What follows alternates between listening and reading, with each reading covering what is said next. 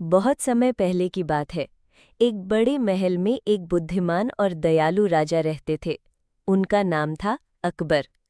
उनके पास एक बहुत ही चतुर मंत्री था, बीरबल, जो हर मुश्किल का हल ढूंढ लेता था।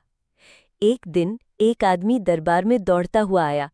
वो बहुत परेशान लग रहा था। महाराज, वो बोला, मैंने अपने घर के पीछे जमीन में एक मटका, मिट्टी का घड़ा घी से भरकर दबाया था। आज जब देखा, मटका तो वहीं था, पर सारा घी गायब था। किसी ने चोरी कर ली है। एक और आदमी बोला, मैं पास में ही रहता हूं, लेकिन मैंने कुछ नहीं लिया। ये मुझ पर झूठा इल्जाम लगा रहा है। राजा अकबर ने पूछा, इस रहस्य को कौन सुलझा सकता है? सबने कहा, बीरबल को बुलाइए। बीरबल ने ध्यान से सबकी बात सुनी, फिर मुस्कुराया। वो बोला, जो भी लोग उस आदमी के घर के पास रहते हैं, वे कल दरबार में आए। हर किसी को ठीक 12 इंच यानी 1 फुट लंबी एक लकड़ी लानी होगी। ये जादुई लकड़ियां हैं। अगर किसी ने झूठ बोला तो उसकी लकड़ी रातों रात 2 इंच बढ़ जाएगी। सब गांव वाले हैरान और थोड़े डरे हुए लग रहे थे। अगले दिन, अगली सुबह सभी लोग अपनी अपनी लकड़ियां लेकर दरबार में आए। बीरबल ने एक लकड़ी को नापा।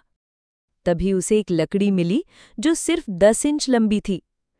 बीरबल ने जैसे ही कहा, तुमने ही चोरी की है, वो आदमी कांपने लगा। सबकी निगाहें उस पर टिक गईं।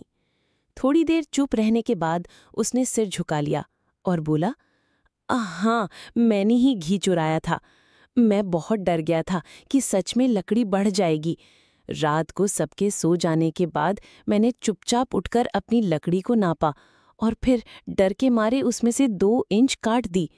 मुझे लगा अगर लकड़ी बढ़ गई तो मैं पकड़ा जाऊंगा, पर अब समझ आया कि असली जादू तो मेरे डर में था, लकड़ी में नहीं।